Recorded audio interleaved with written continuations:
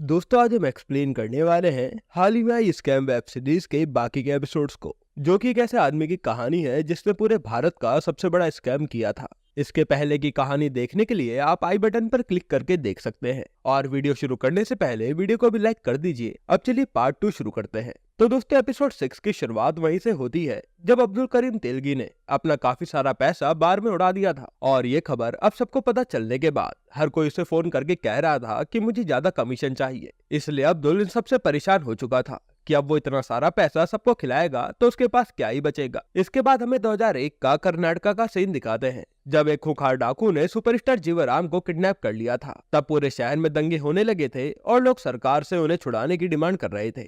इसके बाद हमें उस स्टेट की सरकार को दिखाते हैं जहां वो कह रहे थे कि वो डाकू 15 करोड़ रुपए मांग रहा है जीवराम को छोड़ने के लिए। और दोस्तों उस टाइम पर 15 करोड़ रुपए आज के टाइम के अनुसार बहुत ज्यादा थे, इसलिए वो लोग कहते हैं कि इतना पैसा तो हमारे पास नहीं है। तब वहां डीजीपी कहती है कि अगर हम उन लोगों को मार देते हैं तब भी जीवराम की जान को खतरा है। और वो सब सोचते हैं कि इतने पैसों का इंतजाम अब कहां से होगा। इसके बाद यहाँ मुंबई में अब्दुल को जेके कह रहा होता है कि हम चूहे बनकर नहीं रह सकते, अब तुझे शेर बनना पड़ेगा और इन सबको शुरू से पैसा खिलाना होगा, तब ये लोग चुप बैठेंगे। और अब्दुल गुस्से में कहता है कि अब मैं इन सब का इंतजाम भी कुछ ऐसा करूंगा कि ये साले मेरे नीचे दबके रहेंगे। फिर अब्दुल बराड़े को फोन लगाता है और कहता है कि अब आप भी बता दीजिए कि आपको कितना पैसा चाहिए। तो बराड़े कहता है कि 3 लाख। तो अब्दुल कहता है कि अच्छा हर महीने, लेकिन बराड़े कहता है नहीं, हर हफ्ते में 3 लाख। और हम देखते हैं कि अब्दुल इन सब की कॉल रिकॉर्ड कर रहा था और वो ऐसे करके जितने भी लोग उससे मिले हुए थे सबकी कॉल रिकॉर्ड कर लेता है, जिसमें उससे कोई हफ्ते का 10 लाख रुपए मांगता है तो कोई नेता 25 लाख रुपए। और अब्दुल कहता है कि अब मैं इन सबको बताऊंगा जो मुझे लूट रहे थे। और वो जाकर सारी रिकॉर्डिंग अपने बैंक के लॉकर में सेफ रख देता है। फिर वो जेके को कहता है कि अगर ये लकड़बग्गे आगे से हमें नोचेंगे तो हम इसी का इस्तेमाल करेंगे। इसके बाद अब्दुल पर कर्नाटका के शेख का फोन आता है और वो कहता है कि तू जल्दी से यहाँ आ जा, तेरे लिए अच्छा ऑफर है। और अब्दुल भी उसके पास पहुंच जाता है। अब रात के समय शेख अब्दुल को पूरी बात बताता है कि हमें 15 करोड़ रुपए की जरूरत है और इतना पैसा सरकार पे तो नहीं है। इस समय ये पैसा या तो आरबीआई के पास हो सकता है या फिर अब्दुल करीम तेलगी पर। यह सुनकर अब्दुल हंसते हुए कहता है कि अरे मैं तो छोटा सा आदमी हूँ। पर शेख कहता है कि मैं तुम्हारे बाहर के पैसे उड़ाने की खबर जानता हूँ, इसलिए मुझे उल्लू तो मत ही बनाओ। फिर अब्दुल पूछता है कि चलो पैसा देता हूँ, लेकिन बदले में क्या मिलेगा। तब शेख कहता है कि मेरी पावर, क्योंकि जब मैं सरकार को इतना पैसा दूंगा तो मेरी पावर भी बढ़ जाएगी। पर अब्दुल उससे कर्नाटका की एक मिनिस्ट्री अपने भाई के लिए मांगता है, क्योंकि उसे अब सरकार में घुसना था और शेख इसके लिए मना कर देता है। तब अब्दुल चुपचाप वहां से अपने भाई के साथ चला जाता है। इसके बाद शेख गवर्नर के पीए को फोन करता है और कहता है कि सर वो अब्दुल नहीं मान रहा। और पीए कहता है कि फिर तो तुम अपनी मिनिस्ट्री भी भूल जाओ। पर शेख कहता है कि मैं कुछ इंतजाम करता हूँ। इधर दोनों भाई कार में जा रहे थे। तब सलीम कहता है कि तो आराम से बात किया कर, पर अब्दुल सलीम पर ही भड़क जाता है। फिर वो कहता है कि मैं सब संभाल लूंगा, तो चिंता मत कर। इसके बाद अब्दुल अपनी बीवी नफीसा के पास आता है ताकि वो उससे माफी मांग सके।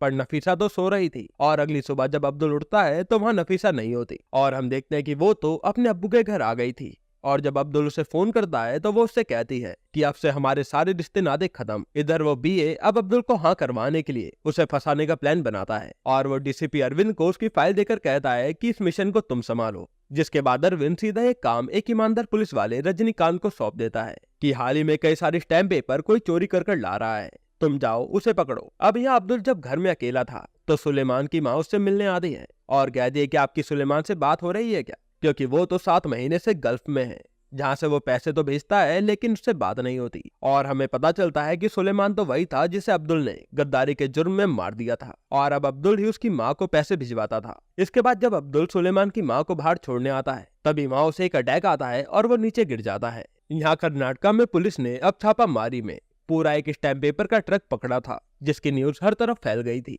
और न्यूज ये थी कि 90 लाख के अवैध स्टैम्प पेपर पकड़े गए हैं। जिसके बाद संसद में भी ये मुद्दा अपोजिशन वाले उठाते हैं कि रूलिंग पार्टी कुछ कर ही नहीं पा रही है। इधर जब अब्दुल को होश आता है तो वो हॉस्पिटल में था और उसके पास नफीसा और उसकी बेटी बैठी थी। तभी अब्दुल का फोन बजता है और नफीसा उसका फोन देकर वहां से चली जाती है। तब अब्दुल को सलीम से पता चलता है कि उनका माल बेंगलोर में पकड़ा गया है और वो हॉस्पिटल से चुपचाप निकल लेता है। फिर वो कर्नाटका जाकर वहाँ के पीएम से मिलता है। वहीं पर शेख भी मौजूद था तब वहाँ अब्दुल कहता है कि उस एसीपी को रोको कि वो मेरे माल और मेरे आदमी को ना पकड़े, और फिर वो कहता है कि जो आपको चाहिए वो मैं ले आया हूँ। फिर वो 15 करोड़ रुपए पीए को दे देता है। साथ में वो ये भी कहता है कि मेरे भाई को सरकार में कोई मिनिस्ट्री चाहिए, और पीए इसके लिए भी मान जाता है। इसके बाद हम देखते हैं कि ये लोग पैसे देकर सुपरस्टार जीवराम को छुड़ा लेते हैं। इधर ये काम करने के बाद अब्दुल वापस उसी हॉस्पिटल में आता है और डॉक्टर से पूछता है कि मुझे क्या हुआ था, और डॉक्टर उसे बताते हैं कि तुम्हें HIV हो रखा है। अब्दुल कहता है यानी एड्स, और ये सुनकर उसके पैरों के नीचे से जमीन सरक जाती है।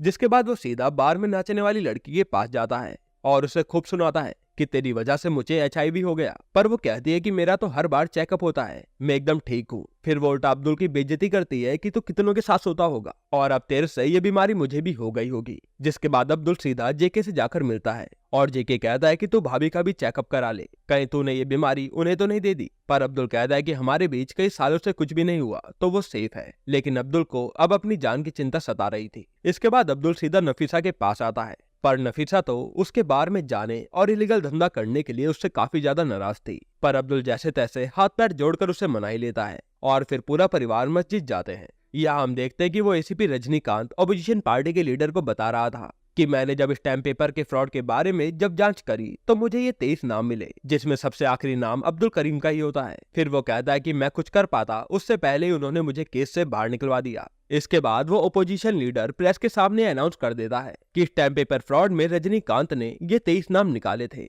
अगर ये लोग जल्दी से नहीं पकड़े गए तो मैं अपने आप को यही कैमरे के सामने आग लगा दूंगा, और वो खुद पर घासलेट डालने लगता है।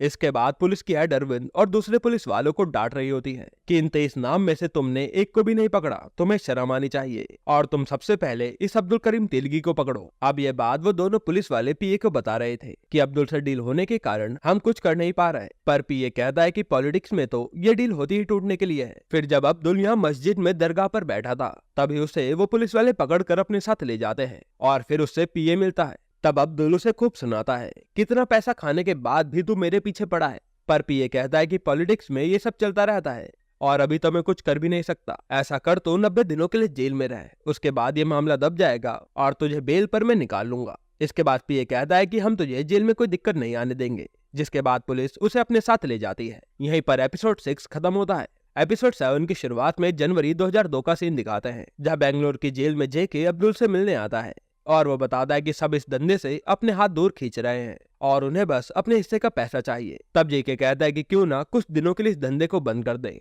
पर अब्दुल कहता है कि तुम पागल हो क्या, जब तक मैं इस जेल में हूँ तुम इस धंधे को और भी ज्यादा बढ़ा लो, क्योंकि आगे जितना ज्यादा पैसा खिलाओगे उतना ही ज्यादा फायदा होगा। पर सलीम कहता है कि वो 15 करोड़ खिलाने का क्या फायदा हुआ। यह सुनकर अब्दुल कहता है कि ये सब उस शेख ने करवाया है, अब मैं उसे कहीं का नहीं छोड़ूंगा, अब तो वो इस सरकार से जाएगा। इसके बाद अब्दुल वॉइस ओवर के जरिए बताता है कि उस शेख ने मेरा काम बिगाड़ा था और सोचा बच जाएगा, पर अब मैं उसका नाम बिगाड़ूंगा। और फिर अखबार में खबर आती है कि स्टैम्प पेपर फ्रॉड में शेख भी शामिल है। इसके बाद वहाँ का ऑपोजिशन लीडर इसका बहुत बड़ा मुद्दा बनाकर पूरी पार्टी पर यह आरोप लगा देता है और यहाँ पार्टी के अध्यक्ष इस आरोप को खारिज करने के लिए एक इन्वेस्टिगेशन ही बैठा देते हैं। और ये न्यूज अब्दुल और उसका वकील भी आराम से बैठकर सुन रहे थे। तब वकील बताता है कि अब शेख के आदमी बार बार सलीम को धमका रहे हैं, पर अब्दुल कहता है कि कोई बात नहीं, मिनिस्ट्री गई है तो कुछ दिन तो जलेगा ही। फिर वकील कहता है कि इन्वेस्टिगेशन बैठी तो हमारा नाम भी आएगा, पर अब्दुल कहता है कि नहीं, क्योंकि अभी सरकार फंसी पड़ी है, इसलिए वो मेरा नाम तो किसी भी हालत में नहीं आने देंगी। और फिर वो कहता है कि चाहे मुंबई की पुलिस हो या यहाँ की, हर कोई मेरी जेब में है।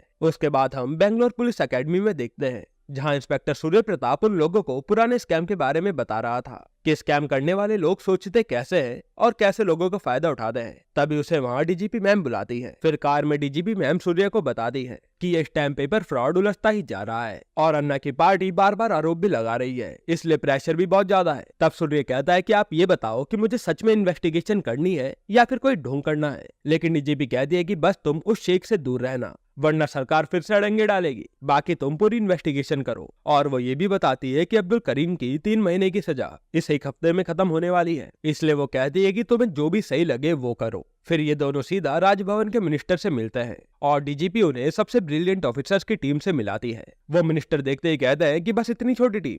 तब सूर्य प्रताप कहता है कि जितने कम लोग होंगे उतना ज्यादा एक्शन होगा, और फिर उन लोगों को इस इन्वेस्टिगेशन में लगा दिया जाता है। इसके बाद हम हाई कोर्ट का सीन देखते हैं, जहां वकील अब्दुल करीम तेलगी को इंटरोगेट करने के लिए परमिशन मांगते हैं, पर जज कहता है कि पहले चार्जशीट दे दो। उसी के आधार पर परमिशन दूंगा। तभी वहाँ बैठी इंस्पेक्टर खड़ी होती है और कहती है कि सर हमारे पास चार्जशीट बनाने का समय नहीं है। वो अब्दुल इस हफ्ते जेल से बाहर निकल आएगा, इसलिए चार्जशीट फाइल करने के लिए हमें उससे मिलना पड़ेगा, और मिलने तो हमें दिया ही नहीं जा रहा। तब जज कहता है कि तुम एप्लीकेशन डाल दो, मैं देखता हूँ। इसके बाद ऑफिस में सूर्य प्रताप कहता है कि हम अब्दुल करीम को ऐसे तो नहीं जाने देंगे, और फिर वो सीधा इंस्पेक्टर रजनीकांत से जाकर मिलता है और वो उससे सब कुछ पूछता है कि ये 23 नाम तुम्हें इतनी जल्दी कहाँ से मिले।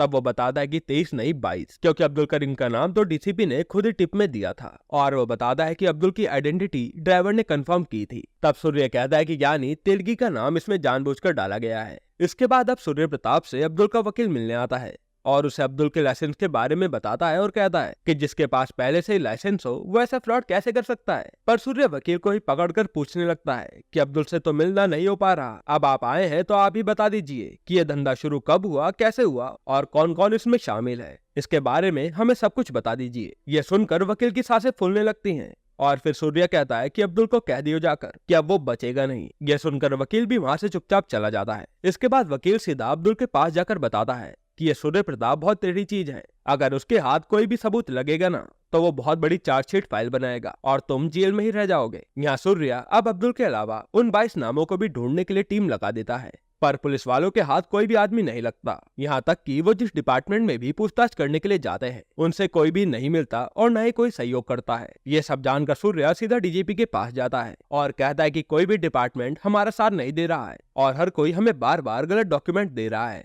ताकि हमारे हाथ कुछ न लगे। और वो साथ में ये भी बताता है कि तेलगी के अलावा उस लिस्ट में 22 नाम सारे फेक थे, यानी ये सब कुछ अब्दुल को फंसाने के लिए ही किया गया था और अब तो एविडेंस न होने के कारण अब्दुल भी जेल से निकल जाएगा। तब डीजीपी कहती है कि ये काम इतना आसान होता तो मैं ये काम तुम्हें देती ही क्यों। तब सूर्य कहता है कि अच्छा आप उस स्टैम्प पेपर की तहकीकात करने की परमिशन दे दीजिए, बाकी मैं देख लूंगा। जिसके बाद वो परमिशन लेकर उन स्टैम्प पेपर को तोलने लगता है और उसके साथ ही कहता है कि 90 लाख का माल था, पर कैलकुलेशन करके सूर्य बताता है कि बस एक जीरो का अंतर आ रहा है। फिर स्टैम्प पेपर की तहकीकात करने के लिए सूर्य अपनी टीम के साथ मुंबई पहुंच जाता है और पहले जाकर उसी बार डांसर से मिलता है जो उससे कहती है कि अब्दुल तो मुझे कुछ भी नहीं बताता था, बस हाल चाल पूछकर अपना काम निपटाकर चला जाता था। तो सूर्य पूछता है कि अच्छा वो काम क्या करता था। तब वो बताती है कि शादी के कार्ड छापने का बिजनेस है उसका। और फिर रात को सूर्य उसके कार्ड छापने वाली दुकान पर पहुंच जाता है और फिर दुकान का ताला तोड़ना शुरू करता है और हम देखते हैं कि अंदर तो जे की स्टैम्प पेपर ही छाप रहा था। तब सायरन बजता है और वो मशीनें रोक देता है। अब बाहर सूर्य के पास उस मोहल्ले के लोग इकट्ठे होने लगते हैं, यह कहकर कि पुलिस वालों की गुंडागर्दी नहीं चलेगी, और भीड़ देखकर सूर्य को वहां से भागना पड़ता है। इसके बाद सूर्य गाड़ी में अपने साथी को कहता है कि यहाँ के जरा पास्ट वाले डस्टबिन पर चलना,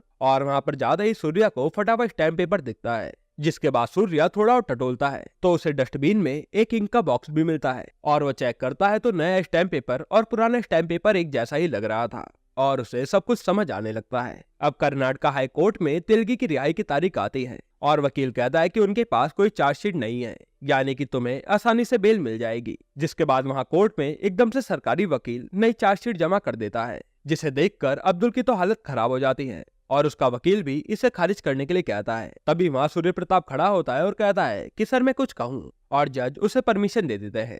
फिर सूर्य बताता है कि इस चार्जशीट में थोड़ा सा फर्क है। पिछली चार्जशीट में जो स्टैम्प पेपर की अमाउंट थी वो 90 लाख थी और अब हमने कैलकुलेट की है तो वो 9 करोड़ की है। और वो कहता है कि सर अगर सरकार से स्टैम्प पेपर चोरी होते तो 9 करोड़ के स्टैम्प पेपर के बारे में सरकार को पता चल ही जाता, पर सरकार को तो उसके बारे में कुछ भी पता नहीं चला, ऐसा कैसे। फिर वो 2 स्टैम्प पेपर जज को देता है और कहता है कि बताइए इसमें कौन असली है और नकली, पर जज इसमें अंतर बता ही नहीं पाते। तो सूर्य कहता है कि ये दोनों ही असली है, एक तो सरकार ने छापा है और एक अब्दुल करीम तेलगी ने। यह सुनने के बाद भी अब्दुल कोई रिएक्शन नहीं देता, कहीं उसे कोई पकड़ ना ले। फिर सूर्य बताता है कि एक नोट को छापने में ज्यादा खतरा होता है क्योंकि वो जल्दी से नजरों में आ जाता है कि कौन सा असली है और कौन सा नकली, पर एक स्टैम्प पेपर छापने में कोई खतरा ही नहीं है क्योंकि एक बार उसका काम हुआ तो मोहर लगाकर वो अंदर ही तिजोरी में सालों साल पड़ा रहता है। फिर वो कहता है कि हमने तो बस 9 करोड़ के स्टैम्प पेपर पकड़े हैं, पता नहीं अब तक तो कितने करोड़ों पेपर पूरे भारत में फैले होंगे। और जब वो हिसाब लगाता है तो साल के लगभग 2 से 2.5 हजार करोड़ रुपए बनते हैं। तब वो जज से कहता है कि सर ये छोटा मोटा फ्रॉड नहीं है,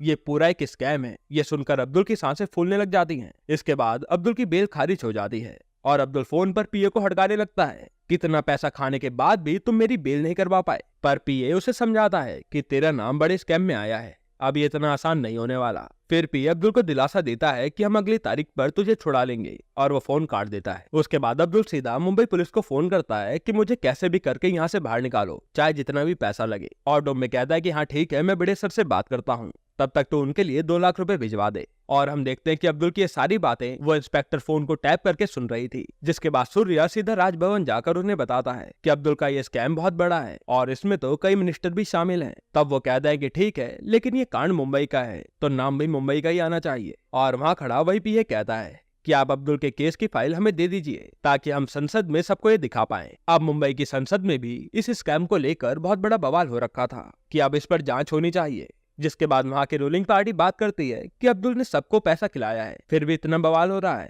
ऐसा करो, उसे पुणे की जेल में भिजवा दो, वहाँ मेरा आदमी उसे संभालेगा। फिर हमें पुणे में जगदीश सूरी को दिखाते हैं, जिस पर उसी रूलिंग पार्टी के साथी का फोन आता है और वो कहता है कि अब्दुल के बारे में जानते ही होगे, अब वो तुम्हारे अंडर ही आ रहा है, उसे तुम पकड़ कर रखना, जिसके बाद तुम्हें जहाँ ट्रांसफर चाहिए हम तुम्हें वहाँ भेज देंगे। सूरी भी इस बात के लिए मान जाता है। इसके बाद अब अब्दुल से मिलने सूरी हलानी नाम के इंस्पेक्टर को भेज देता है, जो उससे कहती है कि अगर तुम्हें यहाँ से बाहर निकलना है तो मेरे पास एक प्लान है। ये सुनने के बाद भी अब्दुल को विश्वास नहीं होता। तब हलानी उसकी बात मुंबई के नेता से बात कराती है और उसका पीए कहता है कि तुम चिंता मत करो, तुम्हें हम मुंबई बुला लेंगे। तब हलानी कहती है कि तुम तो बहुत डिमांड में हो और अब्दुल कहता है कि सबको और भी ज्यादा पैसा खाना है इसलिए। फिर हलानी कहती है कि तुम्हें यहाँ से बाहर निकालने के लिए हमें ऐसा दिखाना होगा कि तुम्हारा माल मुंबई पुलिस ने पकड़ा है, तभी तुम्हारी कस्टडी हमें मिलेगी। और फिर वो अब्दुल को बताकर वहाँ से चली जाती है। इसके बाद अब्दुल मुंबई फोन करके पूछता है कि ये हलानी कैसी है, तो वो पुलिस वाला बताता है कि हलानी यहाँ की सबसे हरामी पुलिस वाली है, लेकिन तुझे बेंगलोर से मुंबई वही ला सकती है, फिर जब तू यहाँ आएगा तो हम सब देख लेंगे। जिसके बाद हलानी उसी प्लान के अकॉर्डिंग काम करती है और एक कार में जेके से कहकर स्टैम्प पेपर के साथ 2 आदमियों को पकड़ लेती है। तब मासूरी प्रेस को बताता है कि हमने छापामारी में